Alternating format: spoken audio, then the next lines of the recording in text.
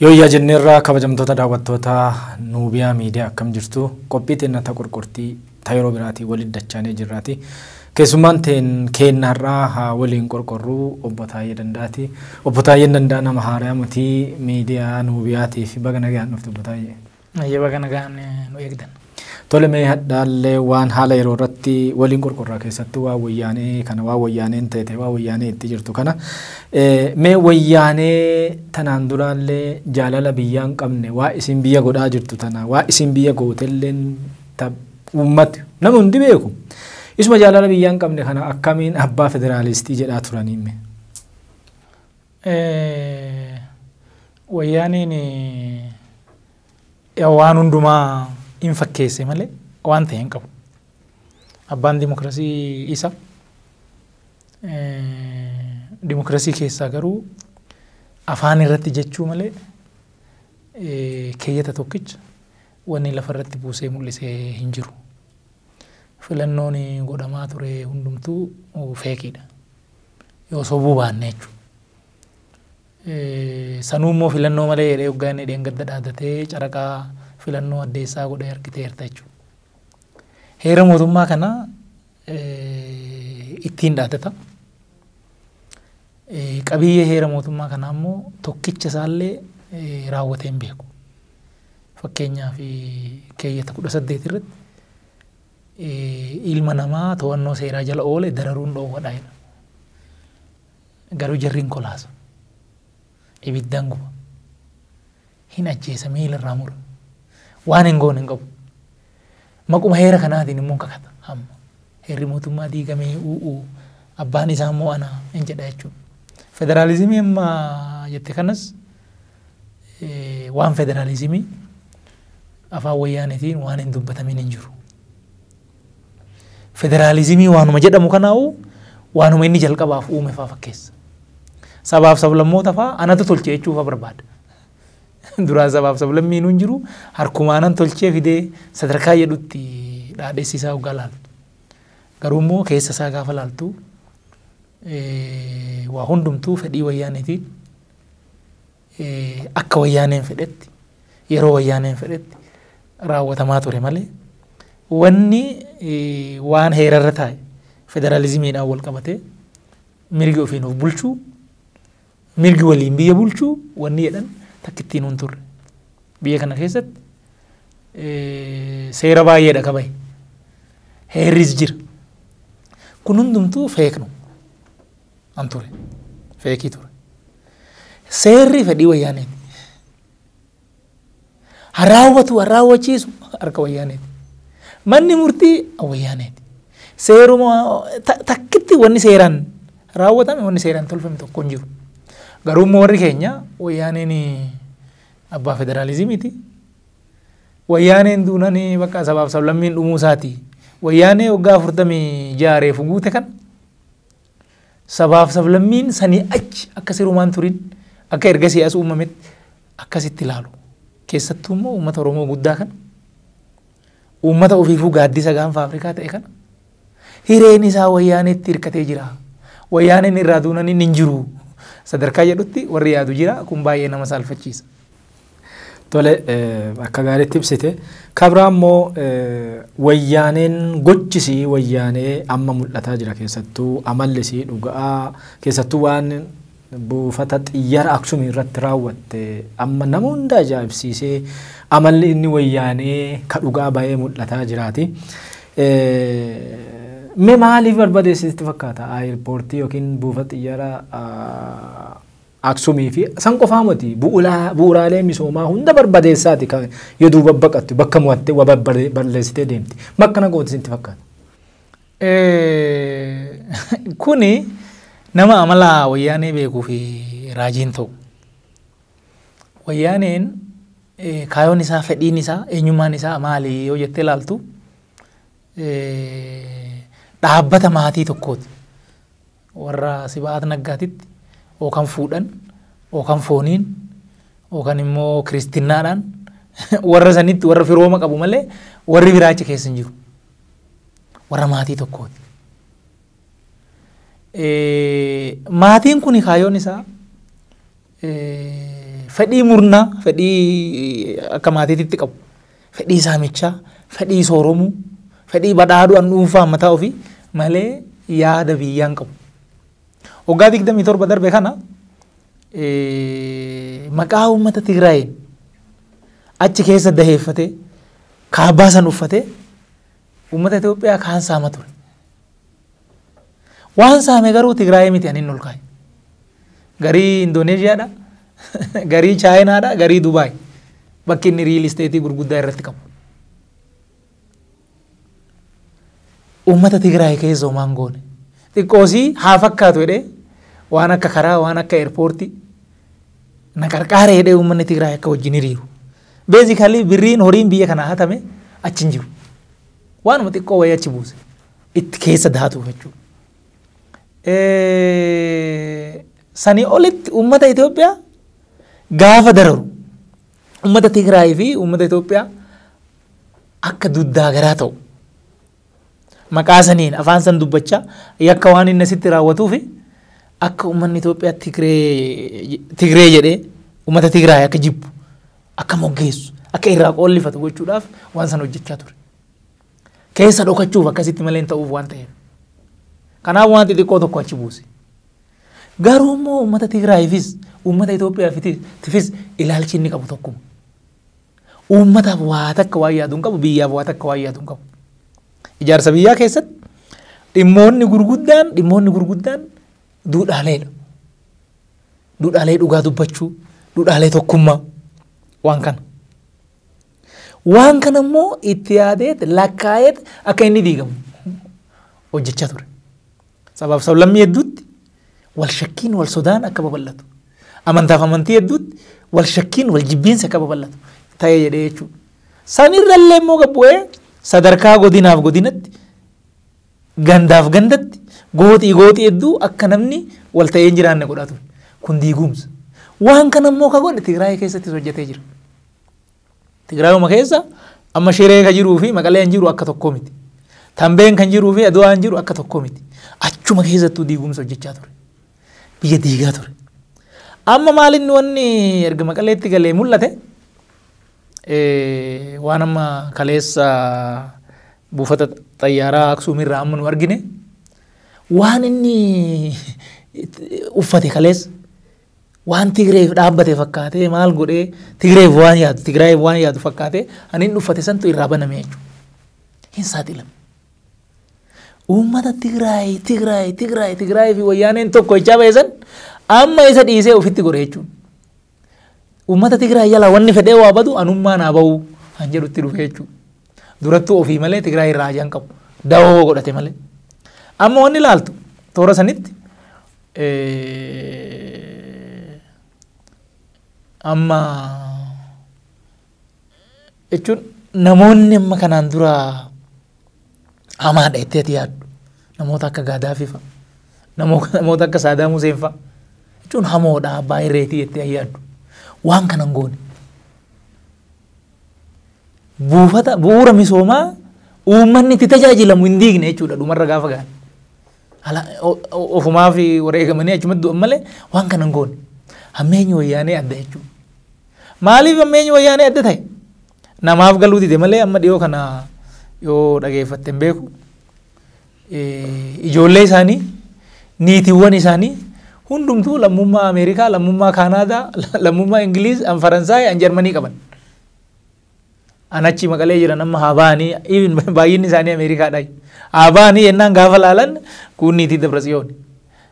Kun niitii daa'imman Geetachooti tuun akkasumatti adaadumaa fi waan adda addaa kana.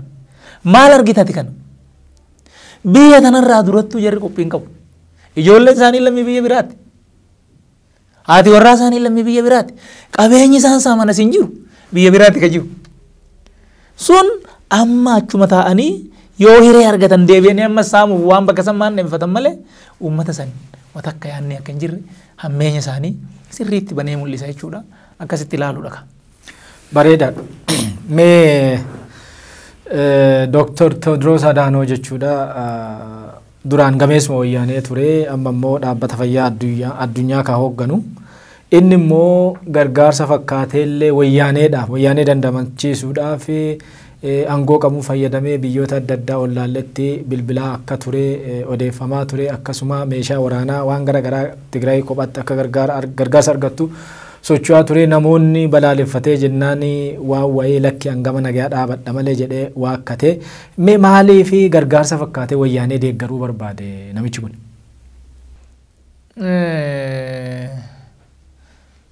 Yaa waan kun waan gaafii ta'ullee guddoo natti hin fakkaanne maaliifuu inni nu juntaadha wajjumaan turanii wajjumaan saamaa turanii qabeenya haala kuufame kana keessa innis qooda qaba.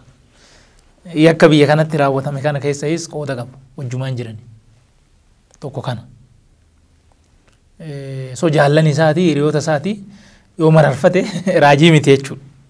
Garuu akkaataan inni itti dhufe akka nama niwutiraalii fakkaatee akka nama nagaa akkasitti hoggaa dhufu xiqqoo si ajaa'iba malee waan raajii miti akka kiyyatti. Maal jedhama inni biyya teenyaaf nagaa filannaa hangama nagaa dhaabbadhaa.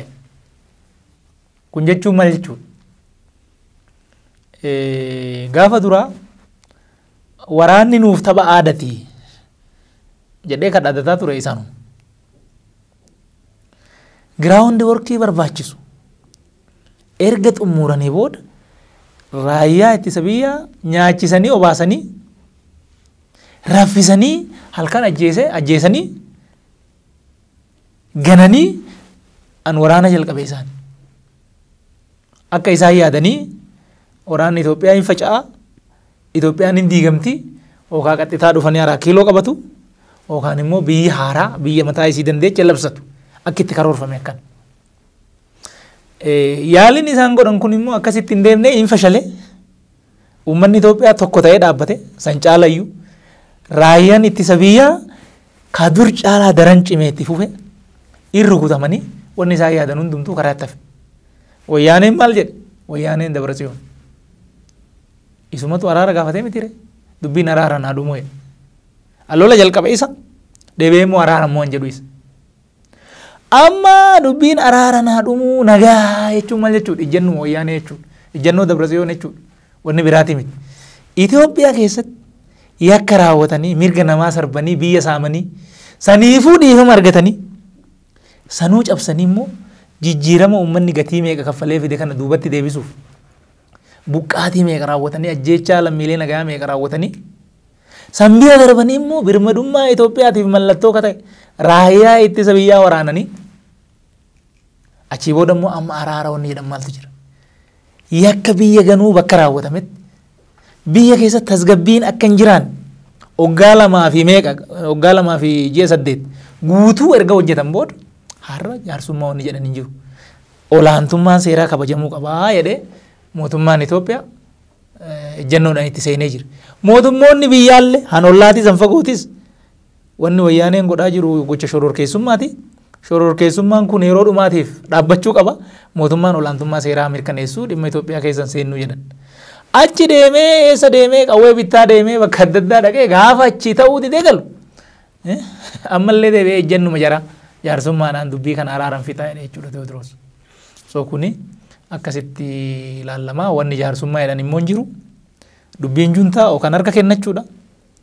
Yookaan immoo achumatti waan gatiin gantuu qabu argachuudha jechuudha.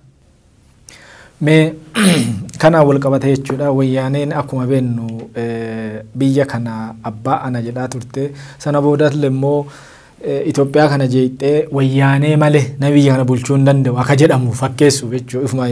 Ispoonsara gootee walitti bu'iinsa buqqaatii garaagaraa bakka adda addaatti godhaa turte.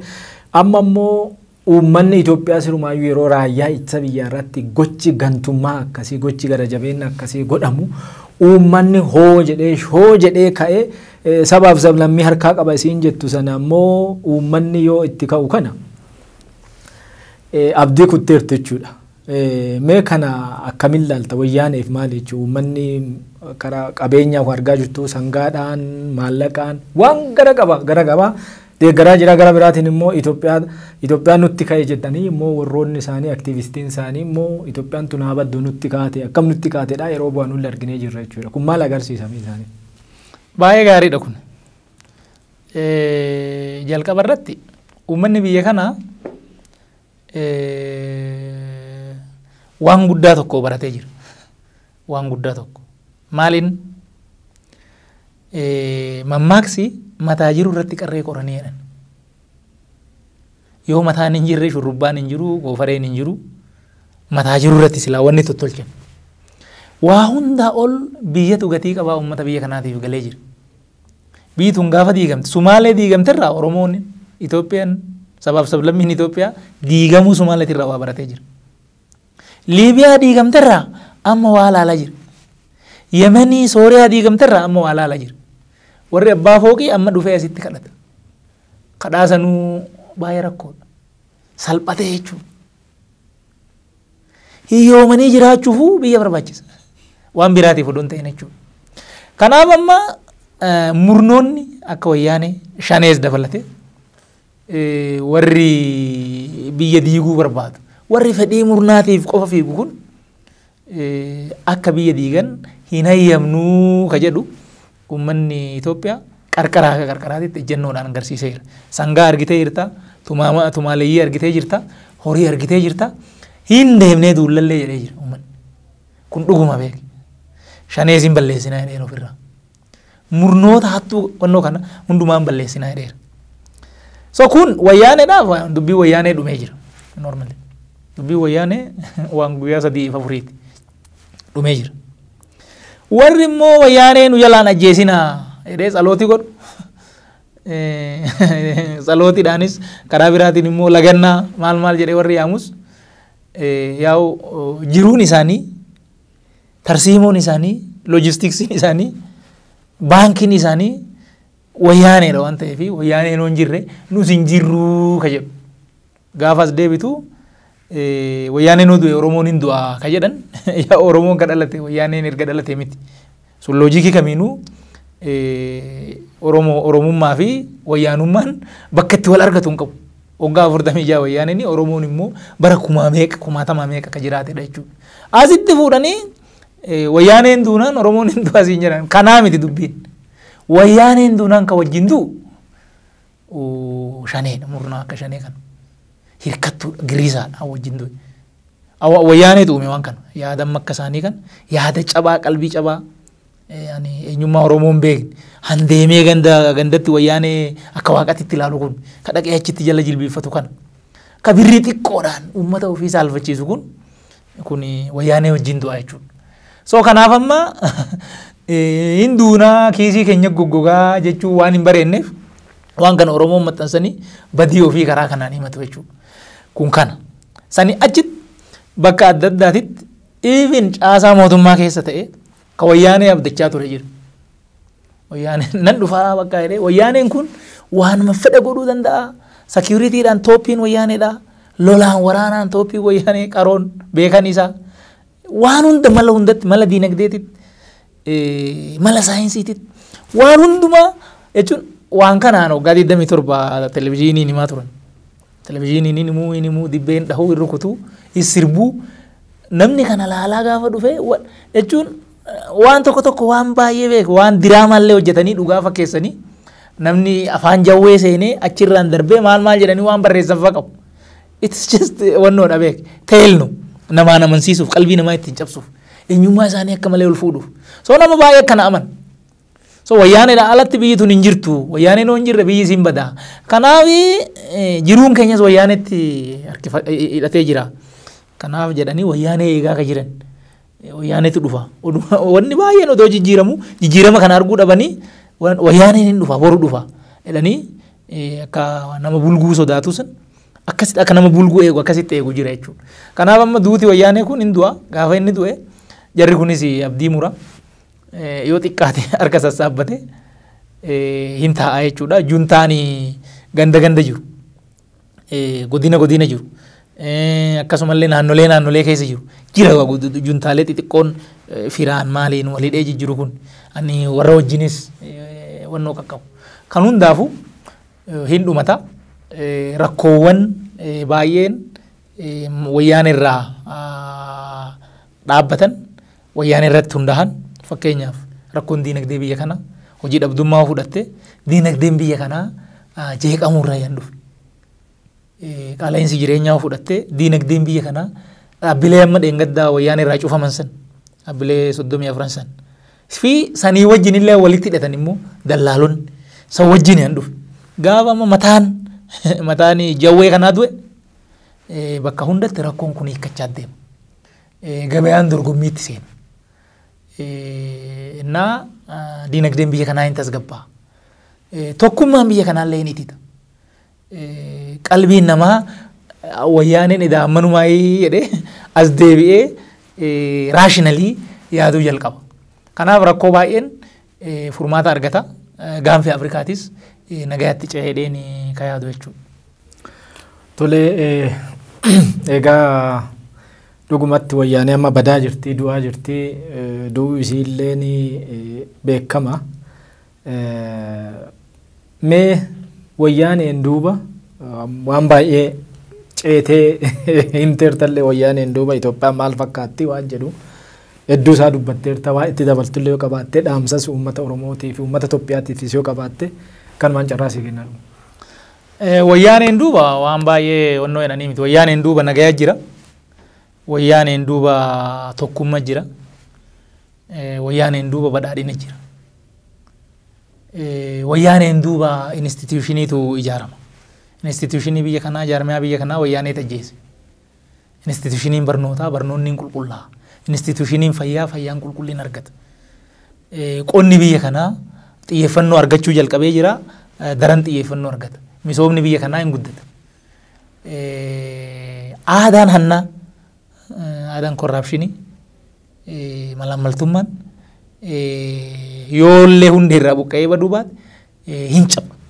Fandaameentalii hin caba. Sadarkaa sanitti wayyaaneen duuba wanni kun hin ta'a. Uummata keenyaa fi wanni dhaamu kanaan duras dhaamee jira. Ammas har'as borus yaada mo'ataa ka jennu san beekuutu irra jira uummanni keenya.